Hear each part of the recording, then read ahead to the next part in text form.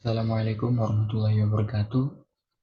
Perkenalkan, nama saya Ode Abdul Nazib dengan NIM A0312211138. Pada kesempatan kali ini saya akan membahas mengenai chapter 12 dari mikroekonomik, yaitu dengan bab monopolistik, kompetisi monopolistik, dan oligopoli. Next.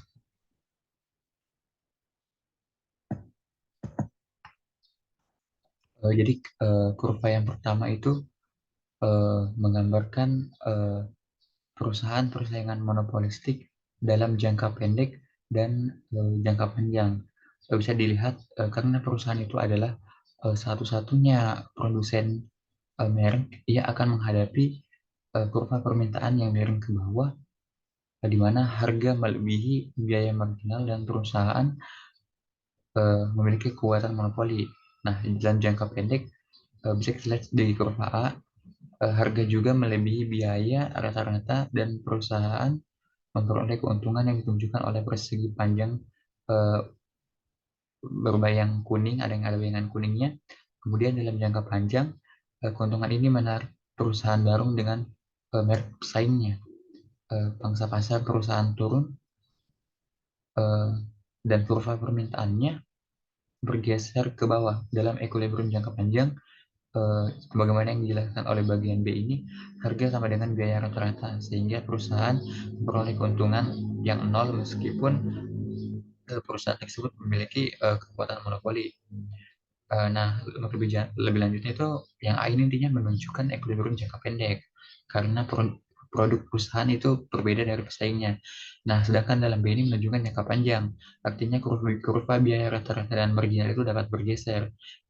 Misalnya kita asumsikan untuk penyederhanaan bahwa biaya tidak berubah, kurva permintaan jangka panjang DR itu hanya akan bersinggungan dengan kurva biaya rata-rata perusahaan. Di sini maksimalisasi keuntungan menyarankan kuantitas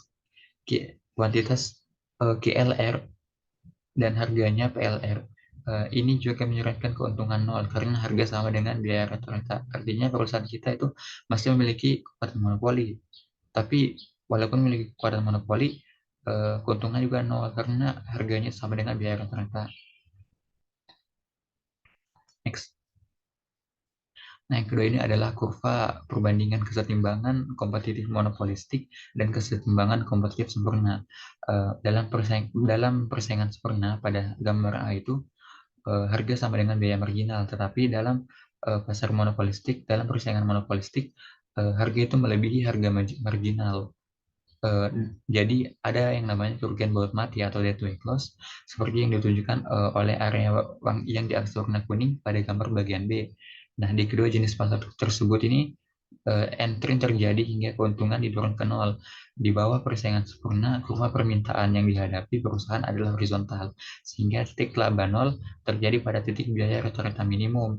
Di bawah persaingan monopolistik, kurva permintaan miring ke bawah, sehingga titik laba nol berada di sebelah kiri titik biaya rata-rata minimum.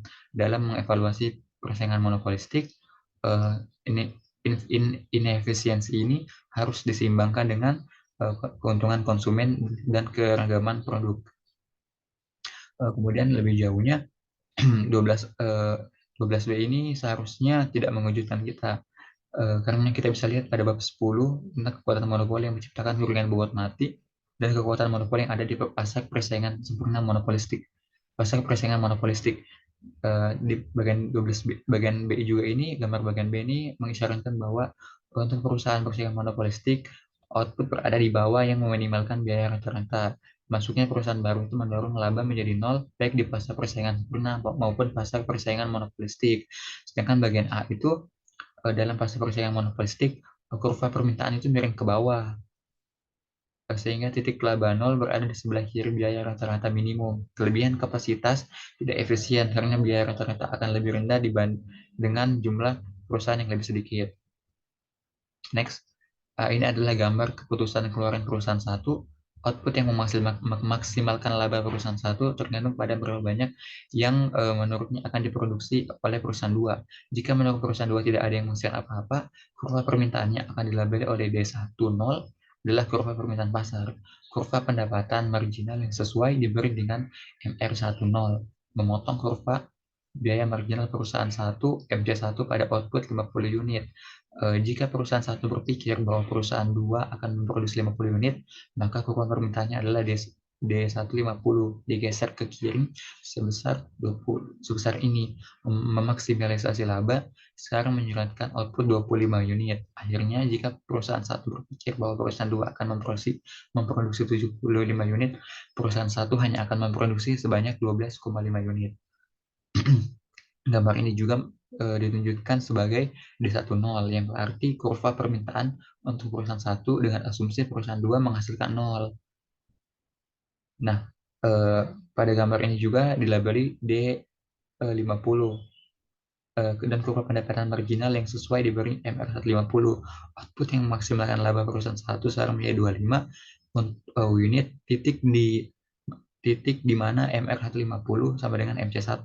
Misalnya perusahaan 1 berpikir bahwa perusahaan 2 akan memproduksi 75 unit, maka kurva permintaan perusahaan 1 adalah kurva permintaan pasar yang digeser ke kiri sebesar 75 yang dilabel dengan 75 unit. Next. Ini adalah kurva reaksi dari Carnot equilibrium. Kurva reaksi perusahaan 1 ini menunjukkan berapa banyak yang akan dihasilkannya sebagai fungsi dari berapa banyak yang menurutnya akan diproduksi oleh perusahaan 2. Kurva reaksi perusahaan 2 ini menunjukkan outputnya sebagai fungsi dari berapa banyak yang menurutnya akan diproduksi oleh perusahaan 1. Dalam keseimbangan Carnot, setiap perusahaan dengan tepat mengasumsikan jumlah yang akan diproduksi oleh pesaingnya. Dan dengan demikian memaksimalkan laba keuntungannya sendiri. Oleh karena itu tidak ada perusahaan yang akan bergerak dalam equilibrium ini. Nah, gambar ini juga menyeratkan di mana masing-masing dari 4 kombinasi keluaran yang ditemukan di atas ditampilkan sebagai X. Kemudian misalnya itu pada kurva reaksi perusahaan 2 mungkin terlihat seperti gambar ini. Selanjutnya adalah contoh duopoli. Nah, kurva permintaan adalah P 30 Q, dan kedua perusahaan itu memiliki biaya marginal 0. Dalam keseimbangan Carnot, setiap perusahaan itu menghasilkan 10. Nah, kurva kolusi ini menunjukkan kombinasi dari Q1 dan Q2 yang memaksimalkan total keuntungan. Jika suatu perusahaan berkolusi dan berbagi keuntungan secara merata, masing-masing akan menghasilkan 7,5. Juga dapat diperlihatkan equilibrium kompetitif, di mana harga sama dengan biaya marginal dan keuntungan adalah 0. Nah, gambar ini juga menunjukkan kurva reaksi perusahaan keseimbangan Carnot. Bisa kita lihat bahwa kurva reaksi ini, perusahaan 1 ini menunjukkan outputnya Q1 dalam hal output perusahaan 2. Ini adalah Q2. Demikian juga kurva reaksi perusahaan 2 menunjukkan Q2 dengan kondisi Q1. Kenapa? Karena perusahaan ini identik. Kedua kurva reaksi ini memiliki bentuk yang sama. Maksudnya adalah keseimbangan nas dalam harga. Di sini dua perusahaan menjual produk yang berbeda dan permintaan masing-masing perusahaan itu bergantung baik pada harganya sendiri maupun pada harga pesaingnya. Kedua perusahaan ini memilih harga mereka pada saat yang sama. Masing-masing mengambil harga pesaingnya seperti yang diberikan. Kurva reaksi perusahaan 1 memberikan harga yang memaksimalkan laba sebagai fungsi dari harga yang ditetapkan oleh perusahaan 2, dan juga untuk perusahaan 2 perusahaan 2. Nah, equilibrium nas ini berada di persimpangan dua kurva reaksi ini. Ketika masing-masing perusahaan itu menggunakan harga $4, hal ini dapat mengisyaratkan yang terbaik yang dapat dilakukannya dengan harga pesaingnya dan tidak memiliki insentif untuk mengubah harga. Juga bisa kita lihat equilibrium kolusif. Jika perusahaan secara kooperatif menetapkan harga, otomatis mereka akan memilih harga sebesar $6. Nah, lebih jauh pada gambar ini kesetimbangan nas ini adalah titik di mana kedua kurva reaksi ini berpotongan. Gambar ininya intinya gambar luas ini menunjukkan keseimbangan kolusi. Next. Ini adalah gambar kurva permintaan yang tertekuk. Setiap perusahaan itu percaya bahwa jika menaikkan harganya di atas harga saat ini atau P bintang, tidak ada pesaingnya yang akan mengikuti, sehingga akan kehilangan sebagian besar penjualannya. Nah, setiap perusahaan juga itu percaya bahwa jika menurunkan harga, semua orang itu pasti akan mengikutinya dan penjualannya akan meningkat hanya sejauh permintaan pasar meningkat. Akibatnya itu kurva permintaan D itu tertekuk pada harga P bintang, dan kurva pendapatan marginal itu atau marginal revenue itu terputus pada titik itu. Jika biaya marginal meningkat dari MC ke MC aksen, maka perusahaan itu akan tetap memproduksi tingkat output yang sama pada Q bintang dan kenaikan harga yang sama pada P bintang. Nah, pada gambar ini juga lebih jauh biaya marginal itu dapat meningkat, tetapi tetap sama dengan pendapatan marginal pada tingkat output yang sama, sehingga ujung-ujungnya itu harga juga tetap sama. Nah, selanjutnya adalah penetapan harga oleh perusahaan yang dominan. Perusahaan dominan itu menetapkan harga, dan perusahaan lain itu menjual semua yang mereka inginkan pada harga tersebut. Kurva permintaan perusahaan dominan adalah D0, adalah perbedaan antara pasar DS dan pasokan perusahaan pinggiran SF. Perusahaan dominan menghasilkan kuantitas Q0 pada titik di mana pendapatan marginalnya itu sama dengan MR-nya itu D itu sama dengan MC biaya marginalnya atau D. Nah, harga yang sesuai adalah P bintang. Pada harga ini, perusahaan pinggiran itu menjual sejumlah QF sehingga total penjualannya itu sama dengan QR, sama dengan QT.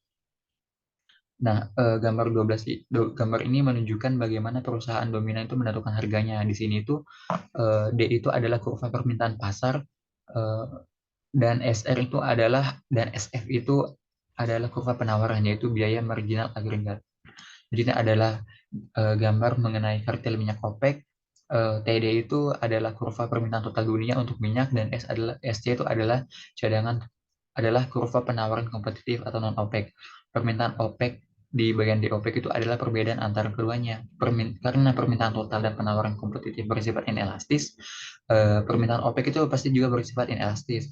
Kuantitas yang memaksimalkan keuntungan OPEC pada Q OPEC itu ditemukan di persimpangan kurva pendapatan marginal dan biaya marginal. Pada kuantitas ini, OPEC itu membebankan harga P bintang jika produsen OPEC itu tidak kartel. Jika produsen OPEC itu tidak kartel, maka harga akan PC, di mana kurva permintaan dan biaya marginal OPEC itu berpotongan.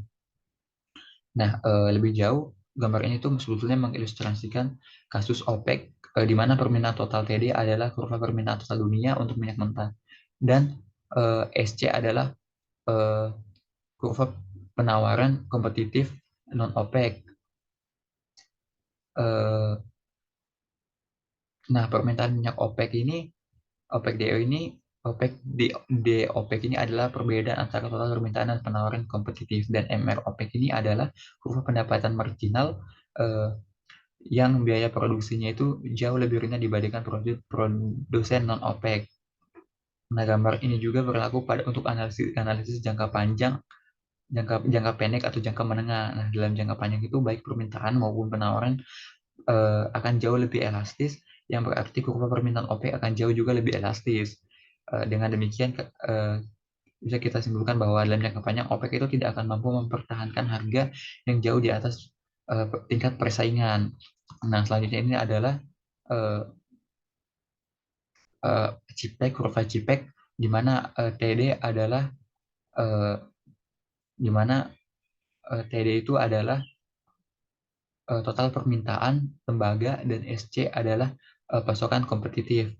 Nah, kompetitif non CPEC, di mana permintaan CPEC atau D CPEC ini adalah perbedaan antara keduanya, baik total permintaan dan penawaran kompetitif relatif elastis, sehingga pasti kurva permintaan juga CPEC pasti elastis, dan CPEC itu memiliki kekuatan monopoli yang sangat kecil. Bisa kita lihat bahwa harga optimal CPEC P bintang itu mendekati harga persaingan PC. Nah, lebih jauh, gambar ini memberikan analisis yang sama tentang CPEC yang terdiri dari 4 negara penghasil tembaga, yaitu Chili, Peru, Zambia, dan Kongo, yang secara kolektif itu menyumbang kurang dari setengah produksi tembaga dunia. Di negara-negara ini, biaya produksi lebih rendah daripada produsen non-CPEC, kecuali Chili, yang tidak jauh lebih rendah. Nah, gambar ini juga kurva biaya marginal CPEC ditarik hanya sedikit di bawah kurva penawaran non-CPEC. Kurva permintaan CPEC atau D CPEC ini adalah perbedaan antara permintaan total TD dan penawaran non-CPEC CSC. Kurva biaya marginal dan pendapatan marginal CPEC ini berpotongan pada kuantitas Q CPEC dengan harga sesuai P bintang. Nah, mengapa CPEC tidak bisa menaikkan harga tembaga terlalu tinggi? Seperti yang ditunjukkan pada gambar, total permintaan tembaga itu lebih elastis daripada minyak. Bahan lain seperti eh, misalnya aluminium, kemudian dapat dengan mudah diganti dengan tembaga. Selain itu, pasokan dengan mudah juga menambah pasokan jika harga naik, di mana sebagian karena ketersediaan pasokan dan logam bekas. Dengan demikian, potensi kekuatan monopoli yang dimiliki oleh CPEC itu kecil. Mungkin sekian dari saya. Assalamualaikum warahmatullahi wabarakatuh.